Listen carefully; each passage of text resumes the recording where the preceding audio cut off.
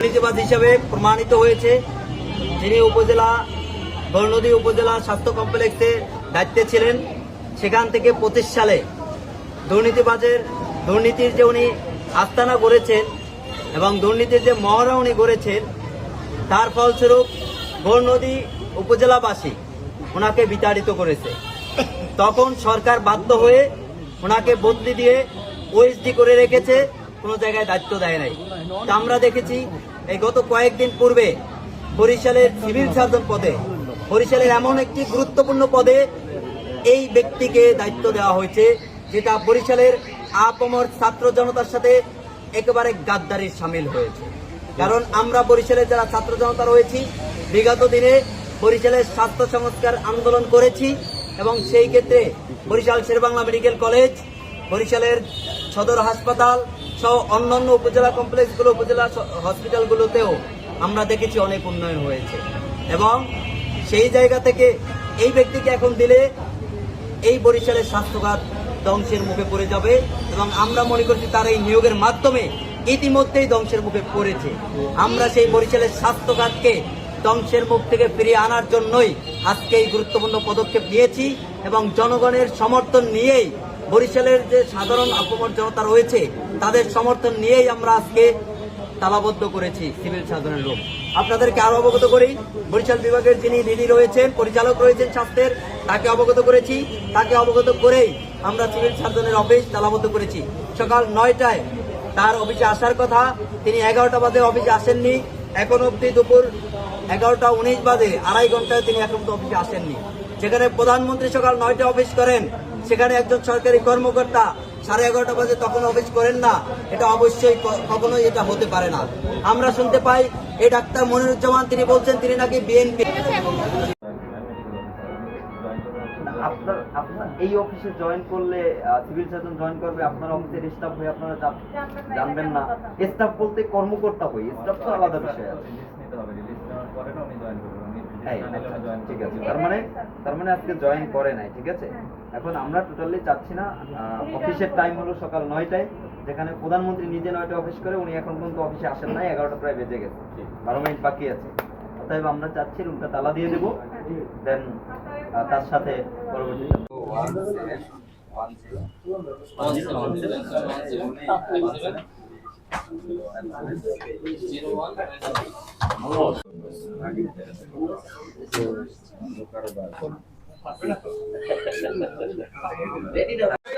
আমরা ছবি নিয়ে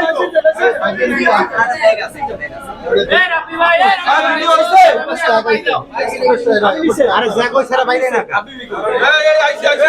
আমিন ভাই দুই দিন ভাই ভিডিও হইছে মারো তালা মা ছবি নাও ভাই না ভাই মারেন আমাকে একটু জায়গা দেন আমার আইছে আমার আইছে এ যারা রয়েছে এটা শুরু করেন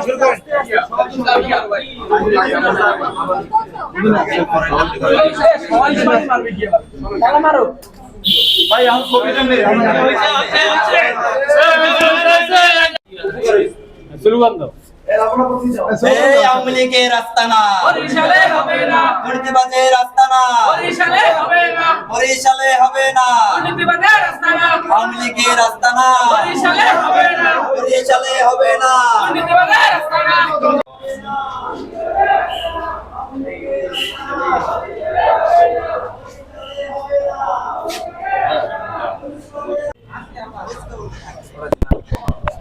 হইছে পরেরটা তো হইছে এইটা হইছে সাংবাদিকের সঙ্গে সবসময় বেশি থাকে, সাংবাদিকরা ওদের সত্য মধ্যে থাকে, তারা সত্যকে তুলে ধরে, এই জন্য উপস্থিত হয়েছে।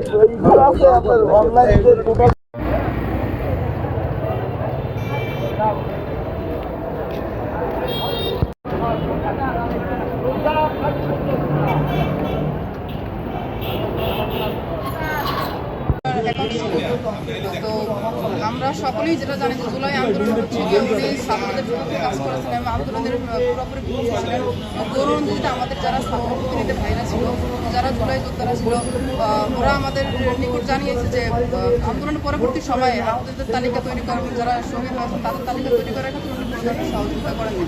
এই রকমের একজন ফ্যাসিস্টের দোষকে আমরা আসলে আমাদের বরিশালের মাটিতে জায়গা দিতে পারি না।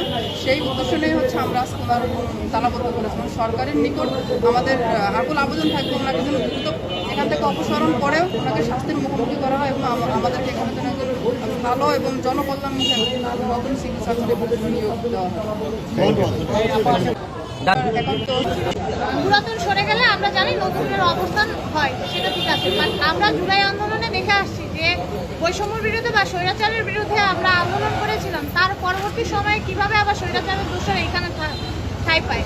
এবং 1 বছর হতে না হতে যে শিক্ষার্থীদের চাপের মুখে গণনদী ত্যাগ করেছিল, তার বিভিন্ন অভিযোগ অনিয়মের প্রমাণ দেওয়া সত্ত্বেও ঊর্ধ্বতন কর্তৃপক্ষ এরকম একটা অভিযুক্ত ব্যক্তিকে কিভাবে একটা জেলার দায়িত্ব দেয় আমার বোধগম্য নয়। সেই প্রেক্ষাপটে আমরা তাকে বরিশালে যারা আছি, আমরা সচেতন সমাজ বা শিক্ষার্থী বান্ধব যারা আছি, তারা কোনোভাবেই একজন অভিযুক্ত ব্যক্তিকে আমরা বসতে দিতে পারি না। এবং এটা আমাদের কাছে খুবই লজ্জাজনক যে আমরা থাকা অবস্থায় তার মধ্যে একজন দোষর এসে এইখানেই ঠিকানা পাই। এর জন্য আমরা তার রুকে তালাবদ্ধ করেছি এবং সরকারের কাছে আমরা আকুল আবেদন জানাচ্ছি যে অনতিবিলম্বে এর দ্রুত ব্যবস্থা নেই এবং তাকে অপসারণ করে যদি সঠিক কোনো ব্যক্তিকে বরিশালে যোগদান দিতে পারে দিক, অথবা আগে যিনি ছিল তিনিই থাকেন। নাম পরিচয়টা দিবেন। লাবণ্য রহমান, শিক্ষার্থী সরকারি বৈষম্য কলেজ। সাব্বিরের কাছে লাবণ্য রহমান এদিকে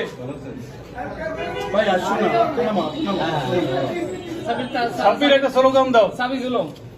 সিন্ডিকেটের আস্তানা, এই বরিশালে হবে না। সিন্ডিকেটের আস্তানা, সিন্ডিকেটের